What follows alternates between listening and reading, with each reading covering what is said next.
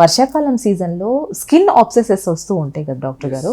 So అసలు ఈ skin abscess అంటే ఏంటి, వాటికి ట్రీట్మెంట్ ఎలా ఉంటుంది, సర్జరీస్ కూడా ఉంటాయి దానికి?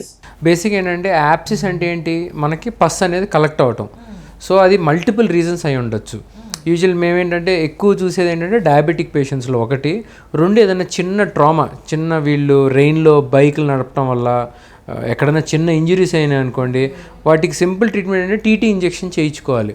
ఆ టీటీ ఇంజెక్షన్ చాలామంది ఏంటంటే నెగ్లెక్ట్ చేస్తారు, చిన్న ఉండేగా తగ్గిపోద్ది అనుకుంటారు.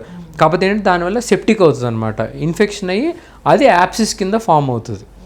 లేదా వాళ్ళకి ఏదైనా స్కిన్ డిసీజ్ ఉంది, కొంతమందికి వర్షాకాలంలో ఏమంటే కొంచెం ఆ గ్లాండ్స్ అన్ని బ్లాక్ అయ్యి సిబేసిస్ట్ అంటాం అనమాట. మనకి ఏదైతే స్వెట్ గ్లాండ్స్ ఉంటాయో అవి బ్లాక్ అవటం వల్ల ఐ ఇన్ఫెక్ట్ అవుతూ ఉంటాయి. సో దీంతో వీటి కండిషన్లో మన దగ్గరకు వస్తారు పేషెంట్స్ యాప్సిస్తో. యాప్సిస్ ఏంటంటే ఎనీ ప్లేస్ మనకు బాడీలో ఎక్కడ యాప్సిస్ ఉన్నా కూడా సింపుల్ ట్రీట్మెంట్ ఇన్సిషనల్ డ్రైనేజ్ అంటాం.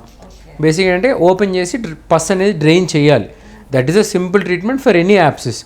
కొన్ని మనకేంటంటే మరీ మైల్డ్ చిన్నది ఉంది, అంత ఇన్ఫ్లమేషన్ లేదు, యంగ్ పేషెంట్స్ అంటే కొన్ని మనం మెడికేషన్స్తో ట్రీట్ చేయొచ్చు, సర్జరీ అవసరం లేదు. కానీ కొన్ని ఇంకా సైజ్ పెరుగుతుంది, బాగా డిస్కంఫర్ట్ ఉంది, పెయిన్ అనేది భరించలేకపోతున్నారంటే 100% వాళ్ళకి చిన్న మైనర్ ప్రొసీజర్ అనేది చేయాల్సి వస్తుంది. సో ఇక్కడ ప్రతి ఒక్కళ్ళు అది సివియర్ అయిన తర్వాతే మీ దగ్గరకు వస్తున్నారు, కానీ ఎప్పుడు రావాలో అర్థం రావట్లేదండి. అదే మెనీ అన్ఫార్చునేట్ థింగ్. ఏంటంటే ప్రాబ్లం ఏంటంటే సోషల్ మీడియా అవేర్నెస్ ఉంది, ఎడ్యుకేటెడ్ పీపుల్ వాళ్ళే డిలే చేస్తారండి నెగ్లిజెన్స్తో. పల్లెటూరు నుంచి వచ్చేవాళ్ళు కరెక్ట్ టైంకి వస్తారు, చిన్న ప్రాబ్లం వచ్చినా కూడా పరిగెత్తుకుంటూ డాక్టర్ దగ్గరకు వస్తారు, సార్ మాకు ఈ ప్రాబ్లం ఉంది ట్రీట్ చేయండి అని చెప్పి.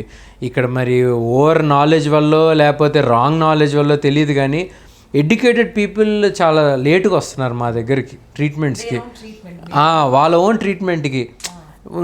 సోషల్ మీడియాలో చూస్తారు, న్యూస్లో చూస్తారు, ఆర్టికల్స్ చూస్తారు, దీనికి ఏమైనా యాంటీబయాటిక్ వేసుకుంటే సరిపోద్ది అంటే over knowledge is also a problem. అదే పల్లెటూరు నుంచి అనుకోండి, వాళ్ళు ఎమ్మటే బస్సు ఎక్కుతారు, పొద్దున్నే ప్రాబ్లం అవగానే సాయంత్రకాలం ఇక్కడ ఉంటారు, నెక్స్ట్ డే ట్రీట్మెంట్ చేయించుకుంటారు, వెళ్ళిపోతారు. వాళ్ళ కాంప్లికేషన్స్ ఎక్కువ రావట్లేదు. అన్ఫార్చునేట్లీ ఎవరైతే హైదరాబాద్లో ఉంటున్నారో, రోజంతా ఆఫీస్ బిజీ, స్ట్రెస్ లైఫ్, వాళ్ళు డిలే చేయటం వల్ల వాళ్ళ కాంప్లికేషన్స్ ఎక్కువ కనపడుతున్నాయి. So you face this kind of doctor గారు, లైక్ మీ దగ్గరికి వచ్చి లేదు డాక్టర్ గారు నేను గూగుల్లో సెర్చ్ చేశాను ఇది ఇలా ఉంది అని మిమ్మల్ని ఏమన్నా అంటూ ఉంటారా? డెఫినెట్గా చాలా మంది గూగుల్ క్వశ్చన్స్ అడుగుతారు. బట్ అన్ఫార్చునేట్లీ ఏంటంటే ప్రతి ఒక్కటి గూగుల్లో ఉండదండి. మేము 10 years ఎంబీబీఎస్లు ఎంఎస్లు చేసి 15 ఏళ్ళు 20 ఏళ్ళు ప్రాక్టీస్ చేసి ఆ ఎక్స్పీరియన్స్ మీద పేషెంట్ చూసేది వేరు, ఫైండింగ్స్ చూసేది వేరు, ట్రీట్మెంట్ చేసేది వేరు.